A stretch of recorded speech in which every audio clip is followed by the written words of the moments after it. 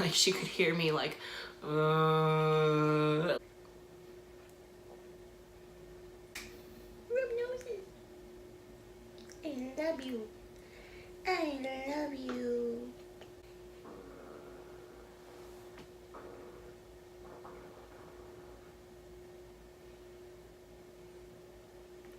Did you hear that? She's just farting. You going poo? You got a stinky? Huh? You're thinking about it? Okay. Well, just let me know.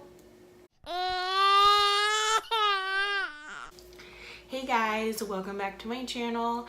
Today I wanted to share my labor and delivery story with you guys. Unfortunately, this is not a labor and delivery vlog, so you're not gonna see me in pain. I wanted to keep the actual experience very intimate, just Ethan and I and our moms. If you were hoping to see somebody go through pain and contractions for 22 hours, this is not the place to be, so sorry. But if you just want to know about my labor and delivery experience, then go ahead and keep on watching. So I have my laptop here next to me with all of my notes. So if you see me looking down, that's what I'm doing, referencing.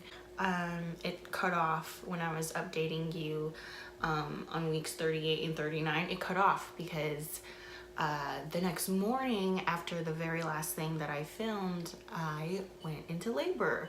So it was about like 5:45 in the morning ish on October 14th. That was a Sunday.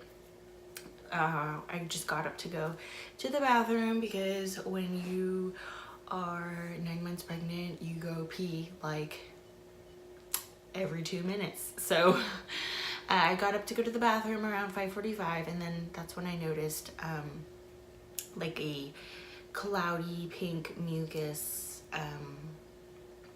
stuff in the toilet, but it wasn't like stringy or anything. It was just like pink and cloudy.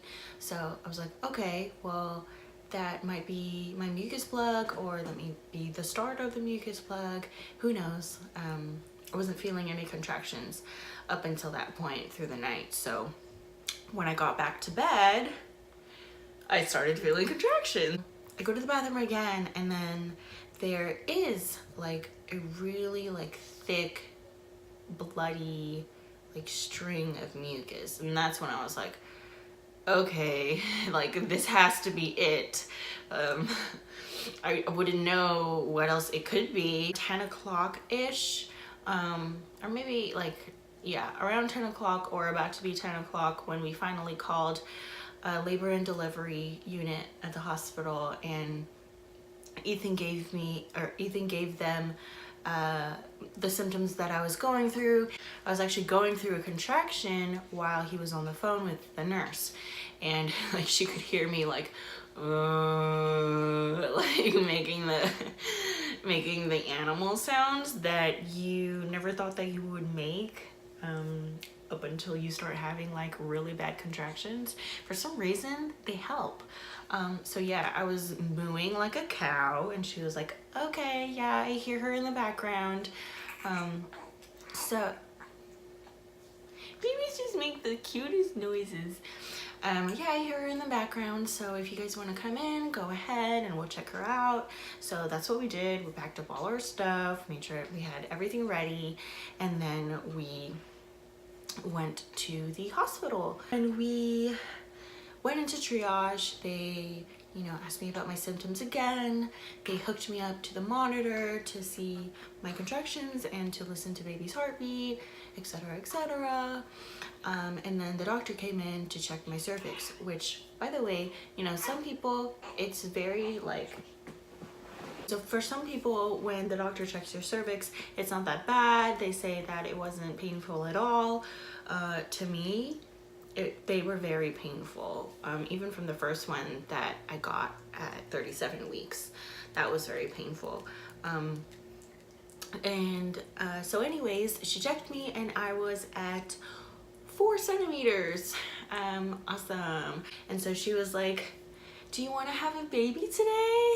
And I was just like, okay. So we were admitted to the hospital. After we were settled, it was basically the waiting game, you know. I was open to an epidural, but I really wanted to see how far my body could go before I got that epidural. So I signed the consent for that, just to get it out of the way, just in case.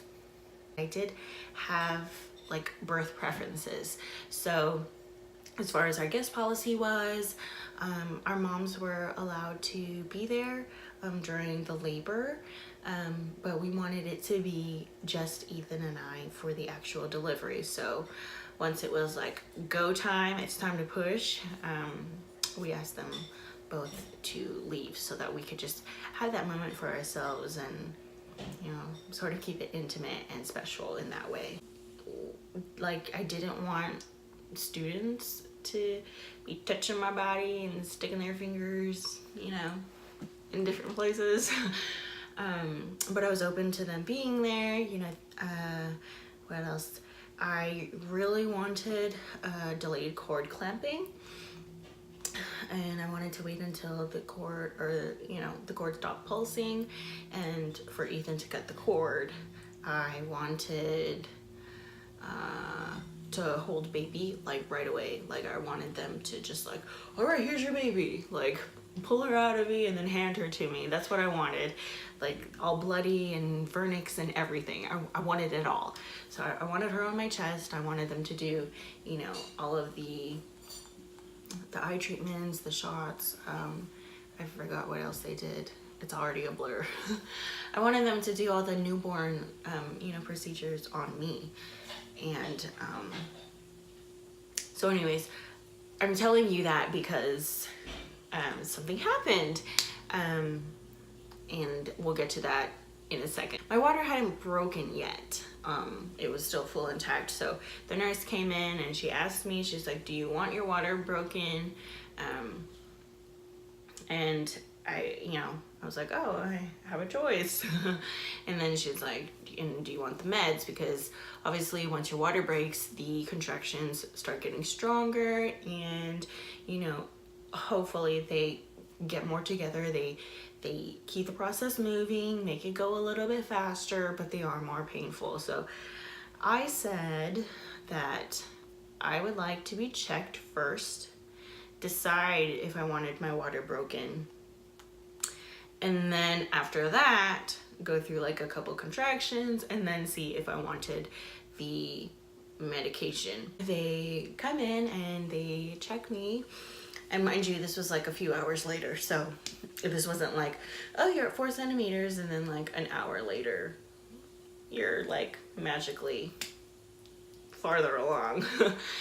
So this was like a few hours later where they checked me, and I was at 7 centimeters, and I was, I believe, 90% effaced. So that was like, whoa, that happened pretty fast, right?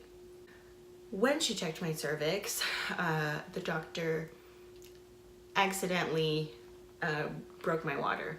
And I do the little fingers thing because I don't know, there's controversy on like them doing it anyway, just for, I guess, their convenience, to make things go along faster. I've read things about doctors like taking advantage of moms, and just that whole experience kind of like taking over in that sense. But I really don't want to get too much into it. So let's just say, yes, it was an accident that she had broken my water. When she broke my water, meconium showed up. So that's like baby's first poop. And that can be very, very dangerous because they can start aspirating it. And so whether or not it was an accident, we found out information that was very important. So 7 centimeters, 90% effaced. And then here's what happened. we got stuck at 7 centimeters for hours. And I'm not talking like, oh yeah, I was stuck for like 3 hours. No, I'm pretty sure they checked me like 3-4 times, still 7 centimeters. And I still hadn't taken the meds yet. So no meds in my IV and no epidural. So I was going through all of that, being stuck at 7 centimeters, going through like the worst pain. And I always say this, but I always say the worst pain, but I'm being serious, because every time that I experience the pain, it gets worse and worse. So like, I'm like, oh yeah, I thought that was bad, but this is like bad. And I was at the point where I was screaming at the top of my lungs, and I was like screaming into Ethan's chest with like his sweatshirt to like kind of muffle my screams from the contractions. And finally I was like, fuck it, we're stuck. You know what?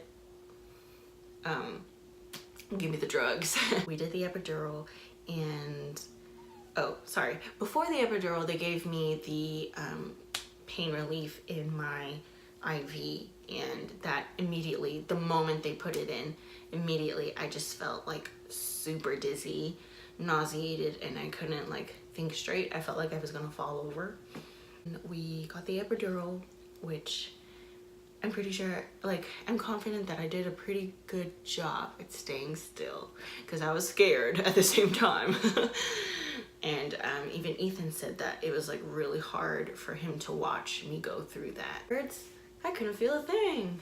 They like set me up in like the position, and then I was kind of just left there, and then I started feeling the ants in my legs, you know, like the tingling feeling. And I honestly didn't like it. I did not like being confined to the bed, not being able to move my legs. I could move my toes actually, and that was about it. And I just felt trapped really. And at some point I had like a really bad anxiety attack. I just started like sobbing and heaving. I cried a lot, remember? And I didn't like that I couldn't move and I wasn't in control of my body. So yes, I couldn't feel the contractions anymore. And if you watched it on the screen, they were happening really, really close together, and they looked pretty strong. I couldn't feel those, but still, just like, you feel helpless really, because you're kind of just lying there. And then guess what? We were still stuck at 7 centimeters. It had reached midnight, so it was officially Monday, October 15th. And they checked me again. I felt like it was forever. In between those hours that I had waited from 7 centimeters up until the point that we finally got to the magic 10, I took a nap. I wasn't getting enough oxygen. Baby wasn't getting enough oxygen, so for a while I had the oxygen mask on, which I hated because I like couldn't breathe. I felt so dry and like gross, and my nose felt really dry, and I just felt really dehydrated. So yeah, I was getting oxygen to me and baby, but it just was not a good feeling. So finally, around 3 something, they checked me again, and I was at a 10. Woo woo, woo woo. From that moment, everything moved so fast. It was like when we got checked in the day prior, right? And then everything was like escalating. It was moving on up and along like pretty fast. I felt like it only took a few hours to get from 4 to 7, and then just plateau for like ever, for like 3 weeks. Plateau.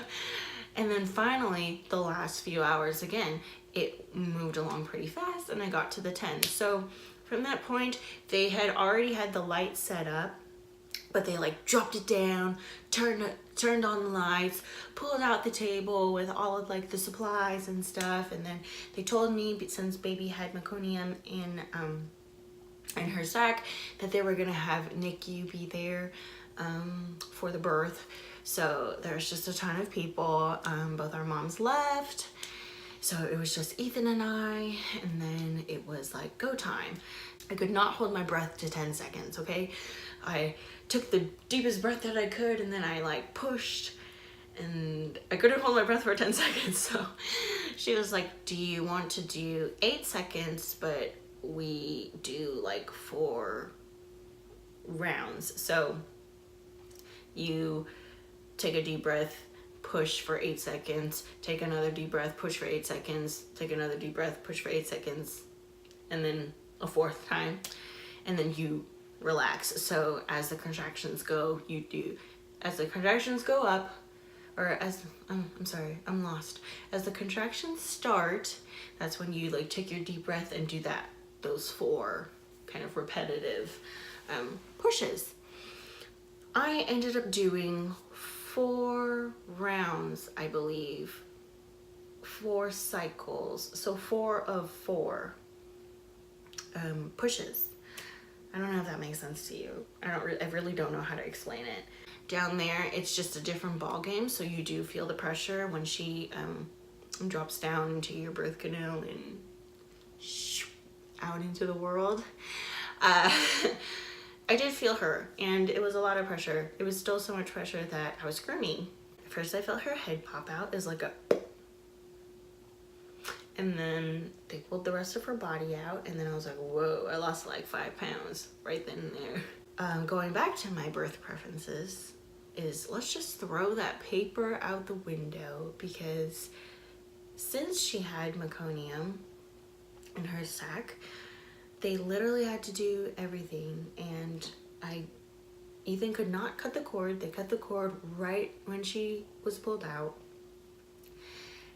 Ethan couldn't cut it. They wouldn't even let me touch her. I tried to like lean forward, and one of the nurses said that I have to keep my hands up. So they wouldn't let me touch her. Then they brought her to, you know, the incubator. And then, so I'm assuming during that time, NICU checked her out, and like the nurses did the little wipey, they did their thing while my placenta was delivered, which when your placenta delivers, it's like losing 10 pounds. Seriously. It was like, whoa, I wish I could lose weight that fast, like in a, you know, on a regular basis without having to give birth to a baby. Placenta was delivered, and then that's when they start like doing their whole like thing down there. The doctors, you know, they gotta like take out the blood, push on your stomach, and like suture you up from tears and stuff. But hey, I didn't have that big tear. I did not have any kind of perennial tear, which, yeah, we're so happy. I had 2 very small labial tears. I got really lucky in that sense. But whatever was going on down there, not so much lucky. Like with my uterus and stuff, I was bleeding a lot. And we did not know that I was bleeding a lot, like hemorrhaging, like they're supposed to prevent hemorrhaging. That's why they press on your tummy and make sure like your uterus goes back down, kind of thing. Ethan overheard the doctors saying at least 1 liter of blood. Obviously me, he's over here on the side, and he's like trying to pay attention to what the doctors are doing. He's looking over at the baby because she's like obviously crying her little tiny butt off, and then he's trying to focus on me, you know, all at the same time, while I'm just laying there like, I want to hold my baby, like, you know. So all of these different things were happening all at once, and That's what he overheard. They didn't say anything to me that I was losing a lot of blood. It could have been more than a liter, but obviously with the whole commotion and all the people in the room, it was hard to keep track of everything, really. But they hand me the baby. I'm still shaking. I had the shakes and the jitters. I'm still shaking from the epidural and the drugs and the transition. So it was really hard for me to hold her. I was like, I just remember feeling like super dizzy again and nauseated. Like I really wanted to throw up. And it was hard because I had her in my arms, but I had like the bag to throw up in my other hand. You know, when things calmed down, that was when the nurse let it slip that like, yeah, she lost a lot of blood. And like she said it in the way that like, nobody was gonna tell us that. With everything being said, I got my baby. Is he so cute? Right? He's so cute. You sleep all day. All you do is poop. That was my birth experience. I really don't mean to scare anyone who is watching this, because that's what I was doing when I was 9 months pregnant, is just watching like a bunch of labor and delivery vlogs and stories. People expect it to be a certain way, right? Like we had our birth preferences. I say preferences because the plan always goes out the window. Preferences went out the window. We had those, and you just never know what's gonna happen until it happens. But you know, the most important thing is that the baby is okay and I'm okay. I'm glad that nothing further than what had happened, if you know what I mean. So I really don't mean to scare anyone, but I think it's important that we share our experiences to be well informed. Thank you so much for watching today. If you are new, my name is Vanessa Jacqueline. My baby's name is Rhea. If you like this video, please give it a thumbs up. That lets me know if it was helpful or not. And if you haven't already, please subscribe. I make mommy videos, plan to make lifestyle videos like clean with me's, DIYs, things like that, vlogs, day in the life with a newborn, hey, and things like that. Just a little bit of everything, I guess. So please subscribe if you haven't, and I will see you guys in my next video.